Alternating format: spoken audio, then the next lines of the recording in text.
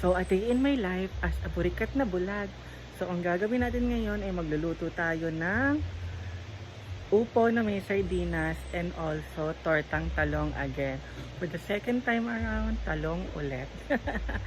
As a healthy kineme-eme, so, as a burikat, dapat tumulong tayo dito sa gawaing bahay. Kaya, panoorin na po tong video na to.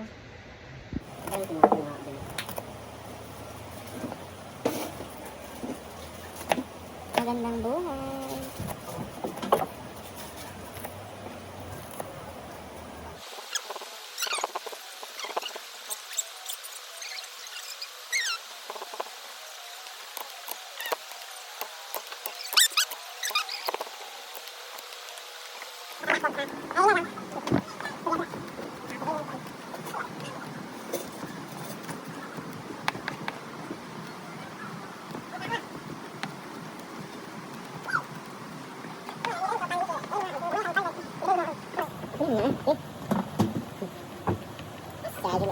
Ini to semua diban. Ini mahal sa iyo. Mahal lang. Yan sa tingad adna. Ano sa to? Ang patong nasa naman mga pagdila ko sa nag-email.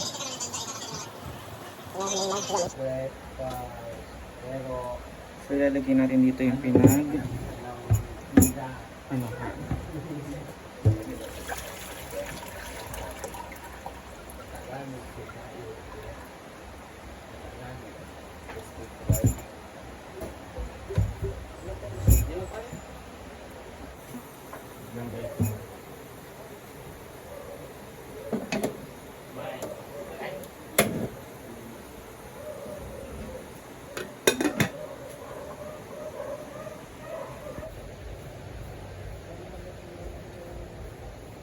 At ito nga po yung sinasabi ko sa inyo kanina na panaghugasan natin ng pikas, ilalagay po natin sa halaman para do healthy ang ating mga halaman. Sabi po yun ng ating mga followers, as a burikat na basunurin, susundin po natin lahat ng kanilang gusto. Diba po? Para lagi silang tama, kami ang laging mali. Woo! Bilang burikat, dapat gampanan natin ang ating tungkulin dito sa ating tahanan upang ating mga followers ay wala nang masabi. Dapat videohan natin ang bawat galaw dahil sila ang nakakakita kung ano ang tama at mali. Tama po ba? Wait lang.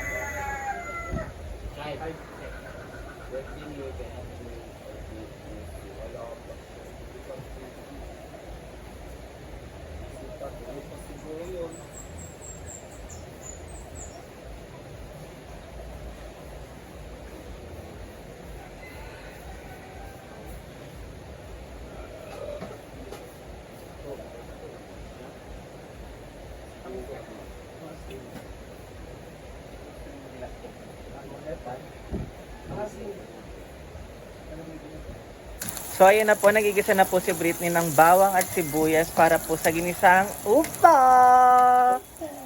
with sardines. Di ba ang tawag sa sardines dito is tinapa? Yes. Alex Sabena, good morning. Di ba gigisa yung sin? Ayun. Ayun, nilagay ko na sa Practice gilid. lang to. It's a prank! Na-prank tayo ni Britney! Ang fresh ni Britney ngayon guys, promise. Thank you. Iba yung smile din niya. Thank you. Parang dadaha sa today. Parang wala problema ba? Diba? Kahit anong problema dumating sa buhay natin, dapat naka-smile. At skincare. Smile at skincare. Effective talaga ang art skincare. Diba? Kuminis siya. 2 days pa lang. Kailangan ko nang gumamit nun. Baka sakaling kuminis ako, guys. Baka nanonood yung may-ari. Charot! Please, baka naman. Baka naman po. Kuminis din po kaming lahat.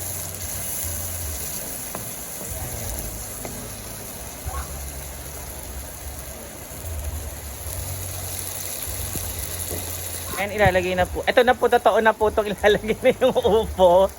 Kasi guys, sobrang dali lang maluto ang upo. Kapag nagtubig na po yan at nag-iba yung color, it means luto na yun. The color, di ba? The texture of the point of opo. Ata! Magalit ako sa ito. Ang bongga kasi sa upo guys, nagtutubig siya and then malasa, tsaka masarap. And lots of upo here. Kung gusto nyo pong magka-upo, punta lang po kayo sa Hinaguan Nature Park. 50 pesos lang po kada pitas. 1 minute lang po. Kapag wala po kayo napitas ng 1 minute, another bayad po ulit na 50 pesos. Ayan, halu-haluin lang po. And then, talagyan niya po yun ng lasa. Ayan. Tatlong sachet po ng betchin. Dapat. Diba? Para Ay, masarap. apat. Apat na sachet na betchin po para masarap. Tapos pagtapos mo kumain, tulog agad. Ayan. Good luck kung gigising ka pa. And also, ano pa? Pepper! I love pepper so much. Lahat mo na yan. Ayan. Para mamaya, kapag kumulo na siya, luto na po sa agad. And then, magpiprito po siya ng tortang talong. Halo-halo.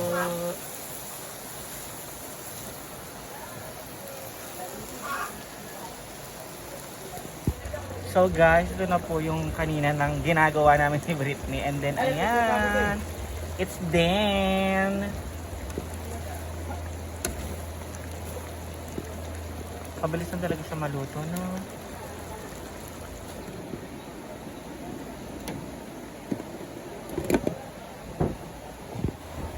So, ito na po ang kanyang ipipritong tortang talong.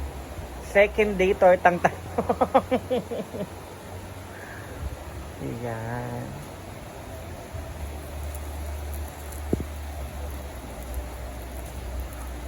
Ay, pulimutin ko. Lagyan ko pala ng star margarine. Okay lang yan. May ketchup naman, so malalasahan din yung ketchup.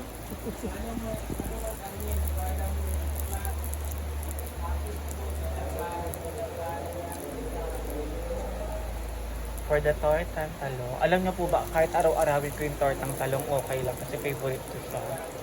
Kahit yung pritong talong, basta talong, mabubuhay ako ng may talong lang sa bahay.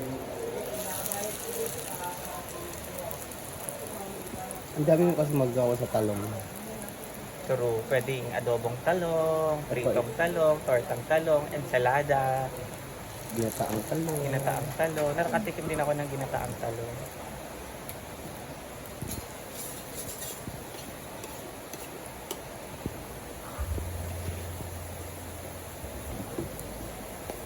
Actually, kahit anong gulay, mabubuhay na tayo.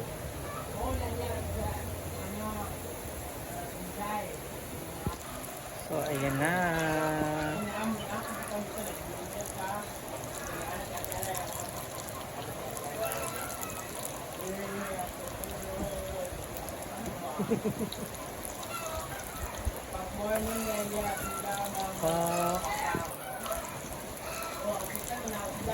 Sama ka, as a dancer ka na.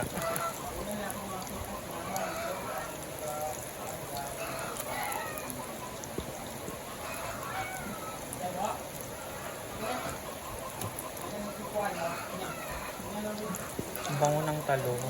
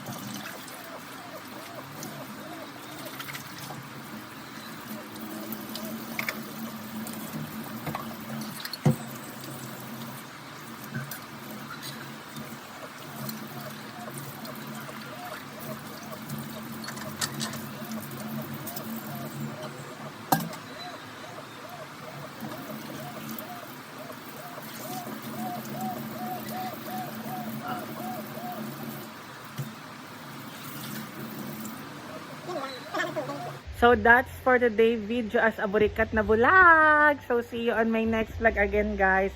Thank you for the love and support na nagustuhan nyo ang aking burikat as a bulag. Bulag as a burikat, basta yon.